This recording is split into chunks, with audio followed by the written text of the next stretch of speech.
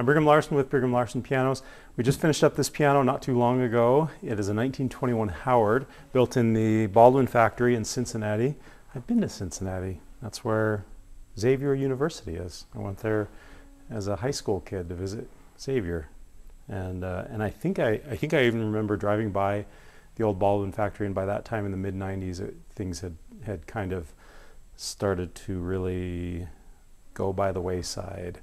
And then Baldwin was acquired in '99, a few years after that, by Gibson Guitars.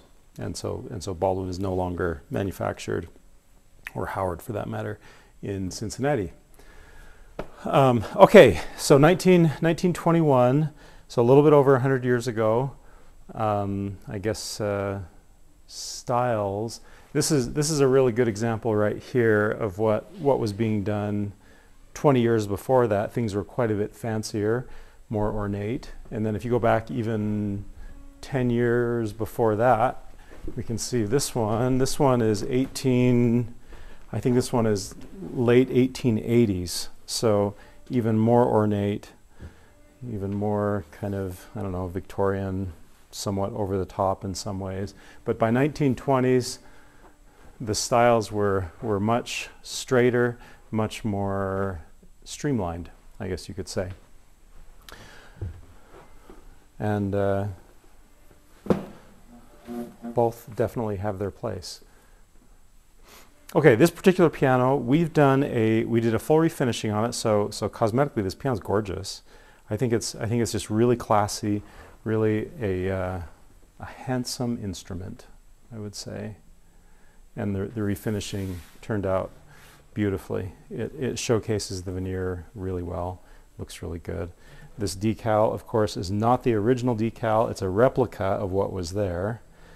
And then things like this, the lock, that is original. The pedals down there, those beautifully polished pedals, those are original.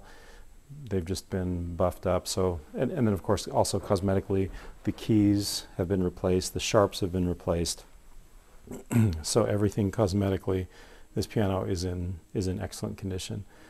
The only other thing, let's see. No, that's it.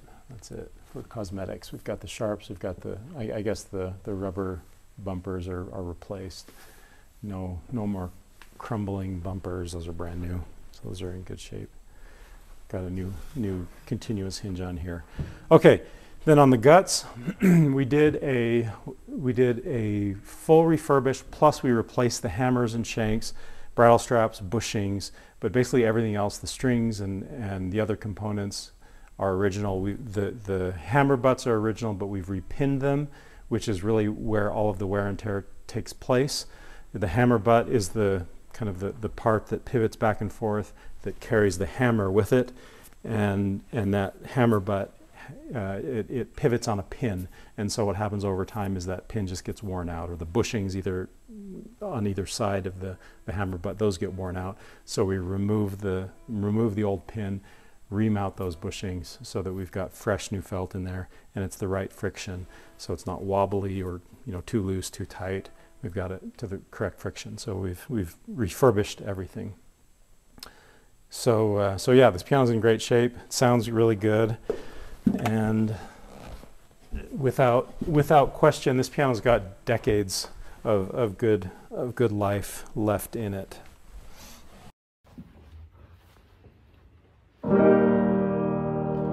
Good, powerful, big, rich tone.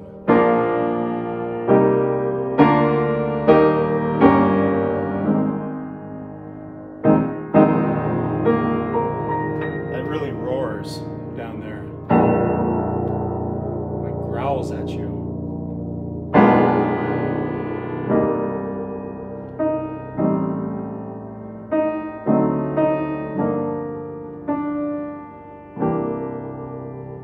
Sounds nice.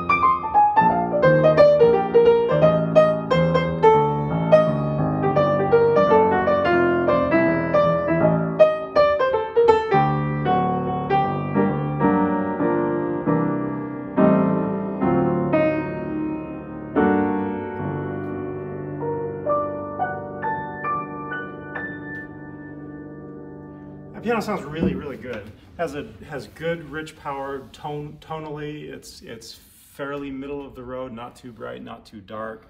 I really like the bass. If you've subscribed to my channel, maybe you've seen some of my other videos, you know that I'm super attracted to big, powerful, rich bass, and I'm not the only one. That seems to be a pretty common feeling about piano preferences, and this piano absolutely has got it. Touch is really smooth, really consistent. Of course, I didn't mention that a minute ago. Everything's been regulated and aligned and lubricated, tightened, so piano's in great shape.